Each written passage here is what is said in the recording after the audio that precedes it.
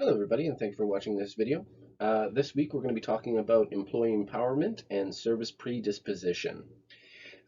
These topics build off of last week in a few ways specific to service culture. So the culture that we create within a restaurant or a food service business to provide good service to customers coming into our restaurant or our food truck or our hotel. Um, some of the strategies and tactics I'm going to show you this week have more of a focus on human resources practices. So, attracting, selecting, and retaining employees within a good service culture. So, some of the topics we're going to speak to today are about, we're going to give a quick overview of what organizational culture is and what the different perspectives on organizational culture are and what implications those have for food service businesses. We're then going to talk about service predisposition and also the implications of service predisposition and customer empowerment, employee empowerment in human resources practices. That it's going to stem from how we attract employees, how we select employees, how we conduct interviews, and ultimately how we retain our employees. We're going to talk about empowerment perspectives because there's various perspectives on employee empowerment, and we're going to show you which one. We traditionally think about empowerment in food service, and we're going to show you how to apply employee empowerment in your businesses, or give you some tactics and strategies so that your employees do feel empowered. We're also going to show you some positive effects of employee empowerment and service predisposition. We're going to give you some of the context of how these two topics are applied in food service firms or even just service firms, why they're important, and what effects these two items can have on your service culture, but also the end result of how it affects your guests. So, what is organizational culture? Um, well, firstly, organizational culture is kind of a sticky subject because it's been researched for a very long time in organizational theory. It can have profound effects, and at the end of the day, I think while we can kind of agree on what organizational culture is, how it's you know how we think about it or how we arrive at it individually changes or is individual to us in our experience with it, which kind of murkies the water a bit about what organizational culture is. So I'm hoping to explain in the next slide the different perspectives of how organizational culture is experienced. Okay, but generally speaking, we can define organizational culture very similar to societal culture, in that organizational culture is also defined by a series of attributes, beliefs, rituals, and ideals of an organization. Okay, culture can be observed or seen. Okay, so while culture is something that is understood, it manifests itself and can be seen in employee behaviors, social interactions in our service firm, symbols that we identify with and have meaning to us, and the standards and the rules by that that govern our behaviors, interactions, and performance in the organization, right? Organizational culture is kind of the guiding, or can be a guiding light to employees. If it's an effective culture, and there's been a lot of research done by practitioners on the effect of culture and performance, uh, if our culture is a good one, we should see an increase or at least a good performance from our staff and in other customer related outcomes. So here's where culture gets a little crazy, okay? Um, the beginning, scholars were understanding culture as something that was collectively understood and accepted by all members within a culture. So it was one thing, and everyone understood what that one thing was, right? This was called integration. was the idea that, again, all members within the organization understood behaviors, how to socially interact, all the norms, and all experience culture in the exact same way. This is where a lot of management consultants began to see culture as within service as a possible competitive advantage, in that if we could collectively corral the behaviors, the thoughts, and you know the thoughts of our staff, then we could direct them towards, or we could create that culture that encouraged good outcomes, or positive performance. Uh, However, as time progressed, researchers and even practitioners started to see that culture was only understood and accepted within subgroups within an organization. Okay, so think about in restaurants, think about at the front of the house and the back of the house, right? In the front of the house, there's there's almost a different culture. And in the back of the house, again, there's a different culture, there's different behaviors, there's different roles, there's different symbols. Um, and we started to say, instead of culture being this one thing that guided everybody, and this one thing that everybody knew was true, we started to realize that culture was only accepted or understood in those subgroups, right? So culture could be two things to two different groups within the same organization, which seemed to make sense from a departmental or a divisional standpoint, right? Or even between roles. For example, my idea of culture at the college may be different as a teacher than somebody who's in administration. There might be a different culture. They might might think of culture as something different within their subgroup. This also kind of marked or showed the transition from bureaucracy theory to to contingency theory. I say that with no academic backup. It's just a conceptual point that I've seen. I find in my head, um, and this is where the culture idea gets a little bit more murky, right? So, in the beginning, we said culture was something to collectively understood among all the members in the culture or the organization, and then we found out that that's not the case. Culture is only understood and accepted within subgroups within an organization or a culture, a society. We also found that that's not true either. In some cases, or in a lot of cases actually, culture is not universally understood between members, and an agreement on some facets of culture can only be found in issue-specific cases. This is called fragmentation. Very generally speaking, if I'm explaining this perspective as clearly as possible, it's just the idea that everybody experiences things differently. Everyone comes from different backgrounds, different socializations, different experiences, and based on those experiences, we experience or understand culture in different ways. A great example of this is Toronto, right? What is there? Is there a universally accepted culture within Toronto? I'd argue that it's not, because culture is made up of so many diverse groups with so many diverse upbringings, um, that culture cannot be a universal subject. It is it's very individual based on our experiences. We can find agreements about certain topics or issues within a culture. For example, regardless of where you are in Ontario or even Canada, while we may have different ideas about what exactly the culture of Canada or Ontario is, we will all agree that murder is wrong. So there are specific cases where we can find agreements or commonality, but again, it's only issue specific. Okay. Another example of the fragmentation or the fragmented perspective of culture. One of my teachers gave me. He was from a cooking background. He actually came from George Brown. He has a P.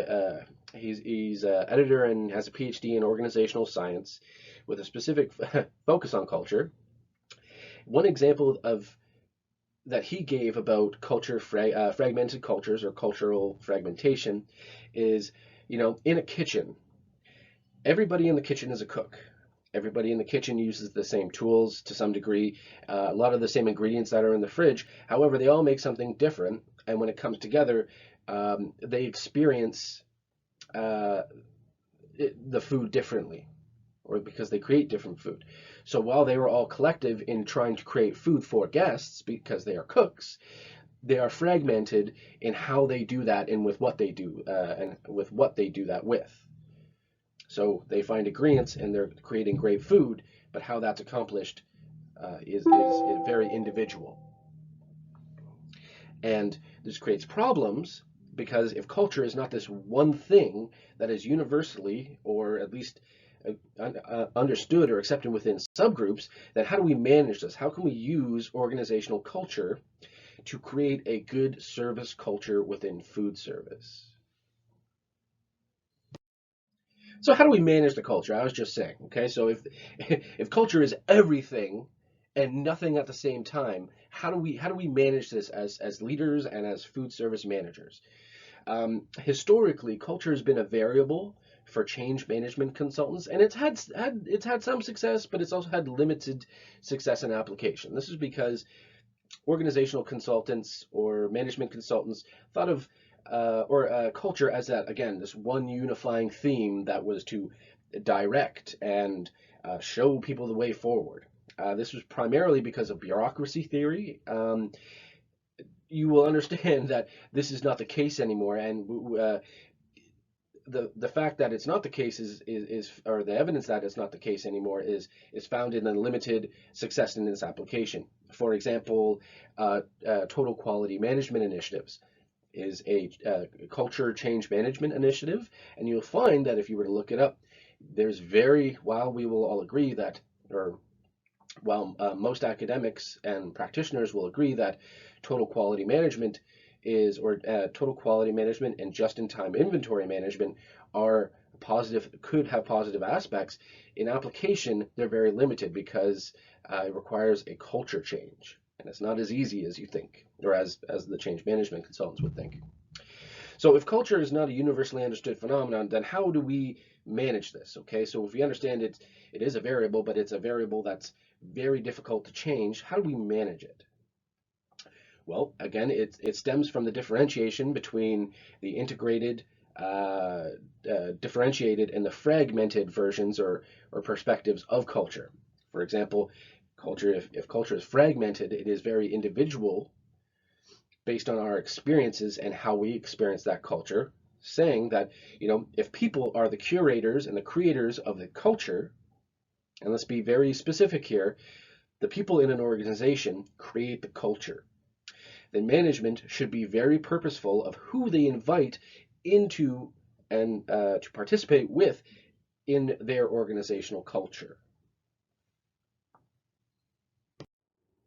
So if we understand that our people create and maintain our culture, or the culture within an organization, then we can draw on another area of organizational happenings to show how we could manage this culture. Uh, Specifically, through proper attention to our human resources processes, we can control over who enters and is a part of our organizational culture. Specifically, we can pay more attention to who we're attracting to our business, who we're recruiting for participation in the firm, who's selected for the job, and how we retain our employees. Basically, the idea here is hire the right person for the job and then make sure they keep working for us, right? There's no point in hiring the person that's great, that would be a great fit for the job, if they're going to leave anyway. That's, hiring staff is an investment. So if we're gonna spend all this effort in attracting, recruiting, and hiring the person that best fits the job, we also have to make sure that we retain them properly so we're not losing that investment. These four things are possible through ideas called service predisposition and employee empowerment. In the following slides, I'm going to show you what they are, how they are used, and how to measure whether they're effective or not. Okay, so predisposition. Service predisposition is very generally the idea that some people are more capable of delivering service to others. Okay, it's often criticized, unfortunately, because it has a personality component to it. And as we've seen in class, personality or personality theories and research have so many dimensions and perspectives to it. It's very easy to criticize anything that has a personality component. Um, we're going to be using this idea of service predisposition and service predisposition concepts to apply to human resources practices so that our culture can be managed a bit easier, right? We want to, if we understand that service predisposition is going to show us who is better predisposed to give good service, then we can tailor our human resources practices so that we hire the people who will give good service. And after that, we're going to show you how to retain those people using employee empowerment. So the reading I had posted shows service predisposition in two major categories. Okay, so they identified that there was two major dimensions to service predisposition. One was internal requirements of attributes. Okay, so these were things that were internal to the service provider that were conveyed through the guest to a guest through providing service.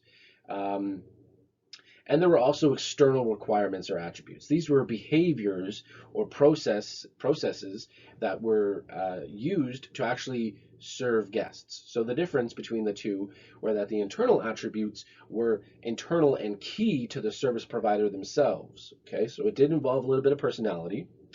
The external requirements were more about what good service providers did. So it was the behaviors and the processes needed to serve guests well.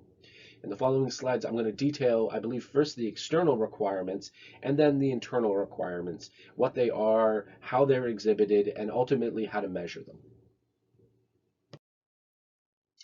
So there's 5 external aspects of service predisposition. So these were, again, processes and behaviors of good service providers. The first of which is communication. So this is verbal, nonverbal, and responsive communication. The nonverbal and the verbal are pretty self-explanatory. This was the ability of a server or a service provider to effectively communicate with a customer or a guest both verbally and non-verbally. But there was also responsive communication, which was understanding the things that were changing and being able to respond and adapt in their communication to different situations. Number 2 was decision-making ability. So good servers showed that they had the ability to make decisions with guests in mind within a team environment, right? So they showcased the ability to make a decision that was both guest forward and team forward. The third one here is genuine care, which was the ability of the service provider to provide care, be interested in, or showcase concern for a guest, right? So this is a little bit of empathy or to show empathy, okay? In the next slide, I go over the remaining 2. So the remaining 2 aspects of the remaining 2 external aspects of service predisposition was a feeling of home. So this was the ability of this good service provider or servers to provide a feeling of home to their guests through feelings of happiness, comfort, and hospitality, right? This was, shown through for example, seeing somebody with an empty glass of water, going and getting that without being asked. So this was providing a feeling of home through comfort and just good hospitality. The final external aspect was going above and beyond. Okay, this was a dimension that was composed of both awareness and action. This was the ability to be aware of a situation and then to take action or react to it with the guest's experience in mind. For example, One example I have of going above and beyond here is just understanding, a guest comes in, they sit down at the table, and they they place their order right away, and you ask them, hey, are you or they want an appetizer, and then they want to get their entrees, and you're like, awesome, cool. Are you going out to see a movie tonight? And they say, yeah, and we're going to be seeing a movie in an hour. You can react to that and let them know that. Be like, hey, maybe getting an appetizer and two entrees is not that great of idea in a full service restaurant, because you have a time constraint. So you can react to the situation with the guest experience in mind, right? They don't want to be late. They want to eat. They don't want to be late. So you can say, here's a method, here's a way to eat and also be on time. These 5 attributes, again, are external to the service provider.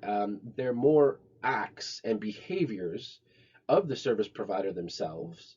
Okay, and these can normally be seen or observed within the guest and service provider interaction. Okay, so all 5 of these aspects, so feeling of home, above and beyond, communication, what have you, can be actually observed in the good service providers doing their job. However, it's not limited. While this is what good service providers do, okay, the 5 things that great service providers do, they're not the only things that have an impact on service predisposition. In fact, you're going to find that the internal aspects, which we're going to go over in a second or in the next slide, excuse me, are also very important, if not more important than these external aspects for service predisposition. So here's we're going to talk about the internal aspects of service predisposition. These are, again, aspects or dimensions that are internal to the service provider themselves. Okay, these things can be communicated, can be evaluated. However, in a lot of cases, they cannot be seen. Okay, so it's much harder to evaluate or to observe these aspects, but they can be communicated, which allows us to measure them. Okay, the first aspect here, there are 4, is desire and passion. So this is the need of a good service provider to please and make customers happy. It's a drive to make sure your customers are well taken care of. Okay, while this may seem fairly common sense, the degree or the degree of the desire or passion needs to be high. So a good server has a high desire and passion to want to make their customers happy and please and make sure their customers are satisfied. Next is professionalism. So good service providers have a high degree of professionalism, which is the ability of a server or service provider to be accountable, dependable, and have a strong work ethic that is organized in delivering the service, right? If one of the external aspects of service predisposition is decision-making ability, it's also, you would think that it's important for that good service provider to also have a high degree of professionalism, in that they're accountable and dependable and organized when making those decisions. Next is personal attributes. So there's been a couple of personal attributes that have been shown to exist within good service providers.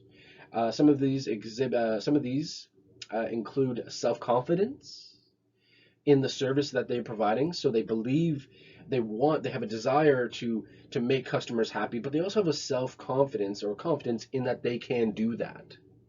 And they also exhibit integrity and honesty, right? So they're honest with their guests. If they say they're going to do it, they go and do it, right? They have their customers' best intention. They have the best intentions for their customers.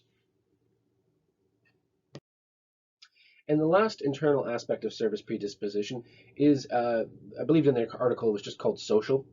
I would call this social demeanor. So this is the desire of, or the high desire of a good service provider to want to be around people, work with people, and meet new people. They enjoy doing these 3 things, right?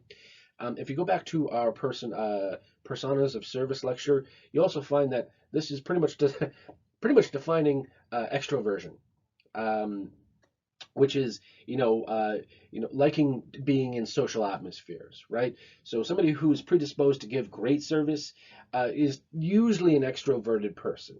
I think you'll also remember that when I was talking about my experiences in industry and how my personality has kind of changed from one industry as I transitioned from one role to the other, or one industry to the other, I'll say. In hospitality or in food service, I was much more extroverted. I enjoyed being around people. I enjoyed working with people, meeting new people, talking with people. And then as I transitioned into a role that didn't require me to do all of those things all the time, I became less extroverted and more introverted because it was required of my job. Now, while the external aspects can be understood and seen through acts or the acts our service providers engage in, the internal acts the internal aspects act as support for the delivery of the external aspects. For example, passion, desire, and social demeanor are all internal aspects of service predisposition.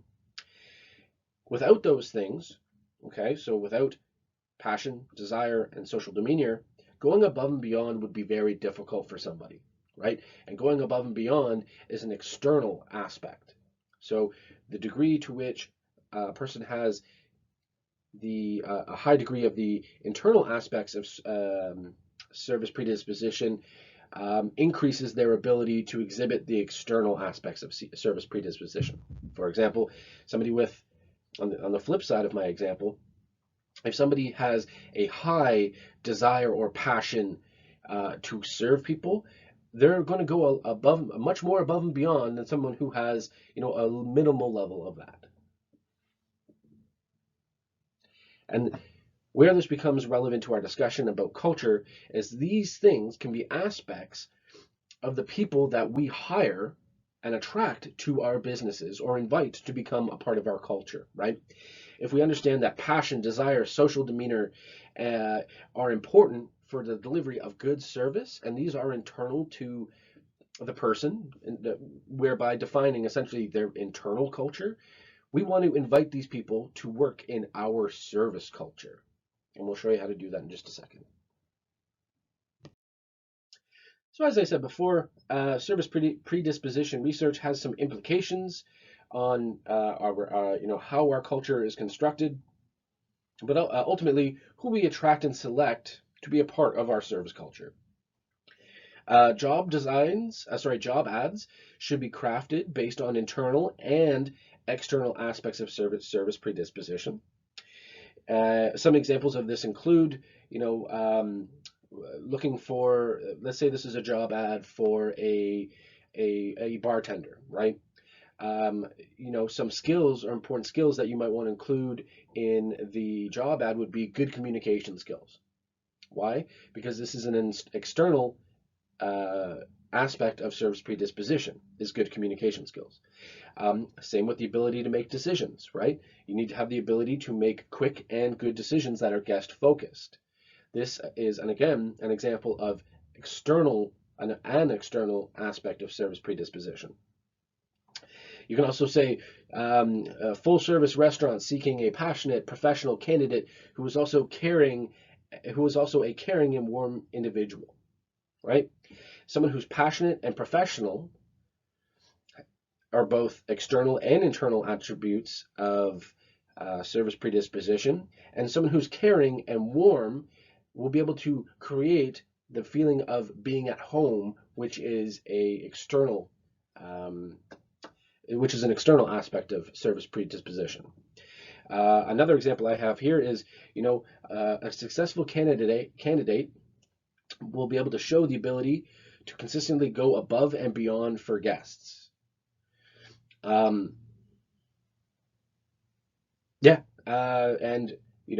Based on all this, we can ask questions about these things in interviews. So attraction through job ads doesn't have to necessarily be the only implication of this. We can also apply this stuff to selection through interviews, which I'm going to talk about in our next slide. So another implication of service predisposition in food service firms is through interviews. Okay, so if we understand that external aspects of service predispositions are behaviors or processes, and that internal aspects of um, service predisposition are internal to the person themselves. We can ask questions that probe the level to which a person has or does not have these aspects. For example, tell me about a time you went above and beyond, which is an external attribute or aspect of service predisposition. Based on your experiences as you progress through industry, you will know whether the answer they're giving to you is a good one or a bad one. Okay, if the story is awing you or impressing you, then it's probably a good example of when they've gone above and beyond. Okay. Another question you can ask is, tell me about a time you used communication skills to diffuse conflict, right? We know that communication helps diffuse or reduce conflict, but having them tell you about a time they used their communication skills will give you an indication of what they could do in the future, okay, or the expertise that they have with their communication skills. All of these questions are behavioral based because you're probing. You're not saying, how good are your communication skills? You're saying, give me an example or tell me about a time when. You're asking for this person that you're interviewing to tell you about a time you actually used these skills. This is what the behaviorally based interview is. And lastly here, tell me about a time your guests felt like they were at home, right? These are all simple questions based off of the aspects of service predisposition. The last implication of service predisposition in food service firms is their contribution or its contribution to training programs that can be created. These training programs can be created such that they train our our employees for good communication, decision making, professionalism, and the personal attributes required for service predisposition. These training programs are usually focused on the external aspects of service predisposition because they can be trained for much easier. You can train good behavior or better behavior more easily than you can train for an increased desire or motivation to serve other people, which has suggestions for who to hire, which I'll talk about in just a second. Cross-training is also an effective tool that exposes staff to new guests and contexts, but also develops the socialization needed and experience needed to create a need to serve. Let's be clear here. The back of house staff serve our customers just as much as our service staff serve our customers. They just do it in a different way. Back of house staff also have a need to serve, or should have a need to serve. They want to make their guests happy through their food, through their creation of dishes and menu items. What this means is that you can cross-train your back of house staff as front of house staff. Okay, exposes them to the context of actually serving guests. It socializes them in terms of the rules of serving guests and what that's like, and it creates a need to serve. So they better understand what goes into serving. A good example of this will be, if a cook is on the line, they're making okay food, right? But they're not actually the people that are delivering the food to the customer. If they were to be cross-trained in the front of house, they would see the reactions from the customers, either through extreme happiness or disappointment, whatever the case, and that will help socialize them and create a need to serve customers better. Okay. The final implication of this, and it stems from training programs. Training programs, as I mentioned before, are good for developing or creating a better skill level or strength with external attributes of service predisposition. However, you cannot train for the internal ones, which has implications on who we should hire, right? We should all be hiring or asking questions in interviews based on both dimensions, but when it comes down to it, which dimension do you think is more important? Is it the external processes and behaviors of good service staff, which can be trained, Or is it the internal aspects of good service providers that cannot be trained, that cannot be trained, and that are individual to the person? To answer that question, and one of my examples of service predisposition is that you should be hiring people, not experiences. Most people, if somebody's been in the industry for 20 years, they know how to serve a customer, okay? They will also likely exhibit many of the dimensions needed for good service predisposition that exist as external dimensions. However, if they don't have the internal dimensions of service predisposition, that could create a problem because the internal supplement and support the external dimensions. This is why we hire people who exhibit the internal dimensions of service predisposition. These, if they have these aspects of their, of their person internally, then all we have to do is train them for the external aspects of service predisposition. And uh, as I'm sure you'll agree, behaviors can be trained more easily than a perspective, an idea, or things like that, right? It's a difference of me showing you how to cut an onion versus me teaching you how to be an introvert. Okay, if you're not an introvert, you're not an introvert, and that's all there is to it. Okay, so you hire people, not experience. That's not to say experience can't be advantageous. Just make sure that you're hiring people with the internal aspects of service predisposition. From my experience, people who are lacking the internal aspects of service predisposition often lose steam or the need to serve after some time. Many people call this the service shelf life. You can call this empathetic fatigue. A lot of people call it toxicity in a food service organization. Okay, it's the idea of sitting water, right? Sitting water that has no motivation to go anywhere, develop, or serve guests anymore is going to become toxic because sitting water is a breeding ground for bacteria or toxins. Okay, so if you're getting anything from this service predisposition piece, hire people that have a desire and a desire to serve guests. They have all the aspects that are internal to their person because behaviors can be trained. Now I'm going to describe a little bit of a problem that our industry has. So while service predisposition can help us understand who we should be including in our culture and how to better develop them, a common industry problem throws a wrench into the machine here. Okay, our industry suffers from a very, very high level of employee turnover, and as a result, a poor level of employee retention. Right, employee turnover are people as a measure of people leaving our restaurant, and it's calculated by taking the number of departing staff, and you divide that by the number of staff that you had. It usually comes out as a percentage. So, for example, if 5 people are leaving my business and I have a total of 10 employees, my employee turnover is 50%, or 50% of my people are leaving my business.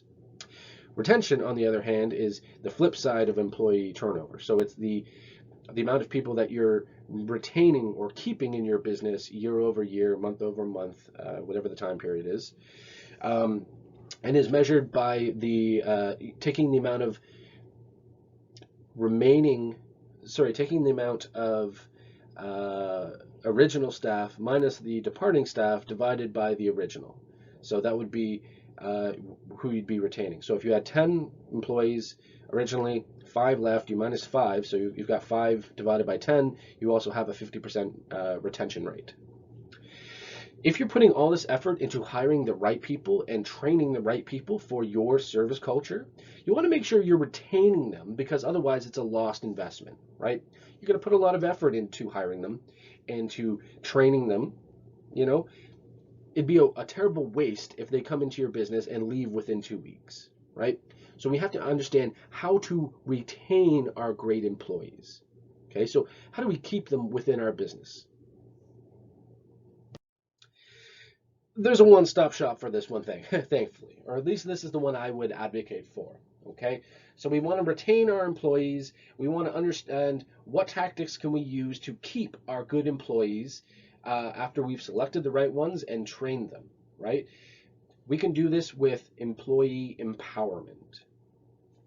Employee empowerment is normally defined using employee autonomy. Employee autonomy is pretty much allowing the employee to dictate pretty much how they do their job. They have the ability to make decisions that are facing them, their guests, and how they proceed with serving their customers. Like obviously there are rules that they have to follow, like standards. We have timing standards, we have uniform standards, things like that. But other than that, the employee gets to choose how best to serve their customer, right? Other academic perspectives on employee empowerment is kind of a handful. For example, psychologists or psychological theory calls empowerment as a cognitive state of mind, usually being associated with being your own boss, being powerful, things like that. Another perspective within critical studies and critical or modern postmodernism is, that empowerment is a method to enslave a working population.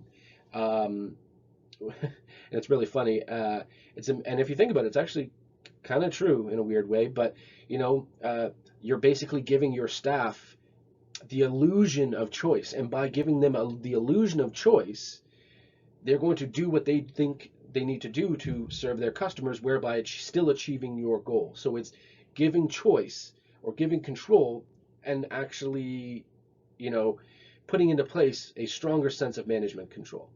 So that's why they call it enslaving a work population. In service research, and for our purposes today, we're going to use the first one. Okay, so empowerment is normally defined as using employee autonomy. So again, giving the decision-making ability. Just to be more specific, I suppose, employee autonomy is about allowing staff to make decisions about how they serve their guests, how they perform their job, how they should be developed, and it's basically giving them a decision-making ability, taking it from the manager, giving it to the employee, and having them do their job the way they think their job should be done. That doesn't mean you don't monitor their performance and make sure they have happy guests. But again, if we're hiring properly, these people already have a desire to want to serve and keep guests happy. Okay. You'll also remember that making decisions, or the decision-making ability, is an internal attribute of SP, or service predisposition. So what is needed to create employee empowerment? Okay, well, firstly, employees must be trained to make proper decisions that they will face. Okay, so they're going to have different scenarios that they're confronted with. They have to understand what is kind of expected in some case, or what the end result must be. For example, service failure responses or alternatives. For example, one of the issues I had with employee empowerment was with service recovery. I always had managers being like, well, what should I do? Well, what should I do? Well, am I giving away too much? Can I do? Should I just buy them an appetizer? They may not have the experiences needed to identify what appropriate responses to different situations must be. So we must train them to be able to make the decisions that they will face. Furthermore, employees must be given enough information to make decisions, right? A lot of this information in our industry stems around from expectations. So for example, in some restaurants, there's a 25-minute chit time expectation with food. If an empowered employee understands that that is the expectation, and they see if the food is taking not 25 minutes, but 45 minutes, they now have the information to make a decision about what to do next. Self-confidence is also needed for employee empowerment. Thankfully, as people make decisions, which is what employee empowerment is about, self-confidence grows. It's a self-fulfilling cycle, right? So as you make decisions, and we don't just find the justification for this in employee empowerment literature, we also find it in leadership theory, is that as you make decisions, good or bad, your confidence starts to build, right? Like as you make good decisions, and you get recognition from either your boss or through your guests, It instills a sense of self-confidence that drives you to make another good decision. And as you might see, what is most required of an employee empowerment is found in the aspects of service predisposition itself. For example, decision-making ability. So that's an external aspect of service predisposition. And also self-confidence, which is an internal aspect of service predisposition. So not only if you hire people based on service predisposition, they will give better service to your customers, which is what you want, and that's the goal of your business. However, they're also more easily, or you could argue they would be more easily empowered because they have higher levels of self-confidence and they have higher decision-making abilities, whereby satisfying both aspects needed for employee empowerment. So to hire staff based on service predisposition has implications for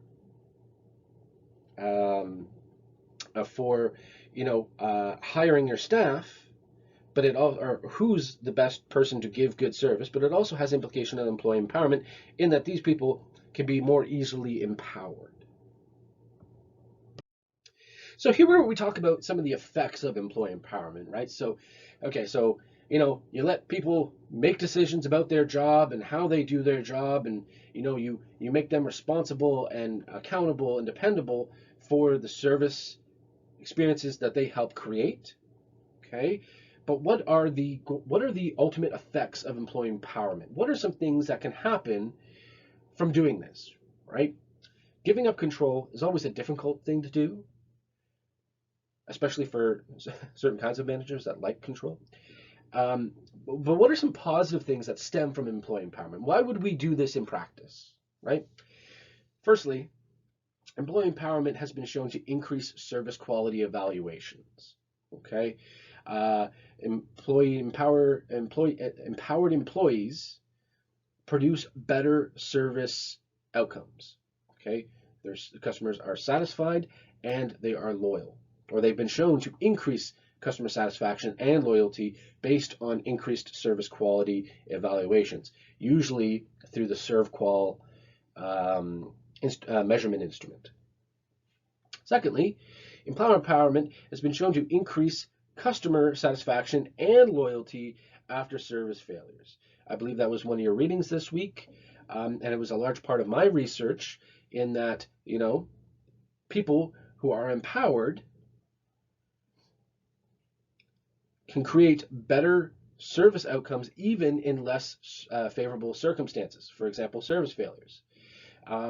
They are empathetic and they are autonomous.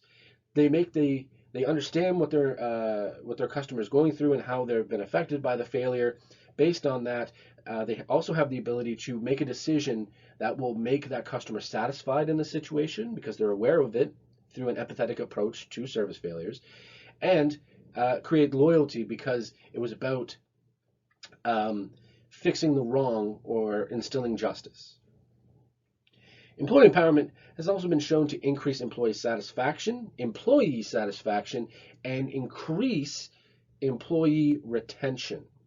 Okay, employee development was also another method to increase employee retention. So this is continuously cross-training and developing your staff.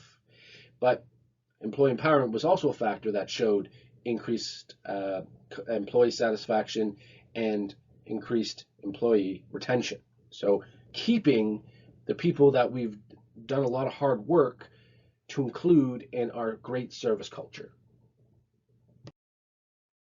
So if I had to put all of those things together, okay, we want to hire the right people for the service job, okay, and we also want to keep them. There's no point in hiring them if we can't retain them. If we empower them, our employees will be satisfied and stay within the service firm, whereby we keep our great associates. This also helps create a positive service culture within a restaurant that, while fragmented, find sharedness in the need to give and deliver good service. So again, we hire the right people for the job based on service predisposition. Okay, we empower them, and when we've done these things together, we can help create a positive service culture that is unified not by the culture itself, but by the need to give good service. Another thing I kind of wanted to talk about here is to talk about the opposite of employee retention. Okay, employee attrition is the exact opposite of retention. So it's people leaving the company, right? So whether that's being quit or fired. Employee attrition can also be used as an indication for culture. Okay, under the ASA theory, which stands for attraction, selection, and attrition, a leader attracts and selects staff similar to themselves. As they do that, cultures change because, again, culture is based on people. As cultures within an organization, or in this case, a restaurant or food service, as culture changes and becomes either more positive or negative, people who no longer fit within that culture leave. For example, if I was a toxic leader, I would hire toxic people because they are attracted to people like me and I to them. And I select them for jobs in my restaurant because they're like me. We see eye to eye on certain things, right? As I hire more toxic people, my work culture or my restaurant culture becomes more toxic. The more toxic it becomes, it forces good people to leave. So, and the flip is true as well. If I'm a great leader and I'm hiring great people based on service predisposition and I empower them and I keep them satisfied, people who don't like that are likely to be toxic. And as the good culture grows in my organization or my restaurant, toxic people leave because I'm a good leader and I'm creating a good culture. As leaders reflect on this, you must reflect on who's leaving your culture. So who's quitting your restaurant? Who's being fired by other managers? As good people leave our service businesses, it could be an indication that a poor culture or toxic leadership is growing in our organization.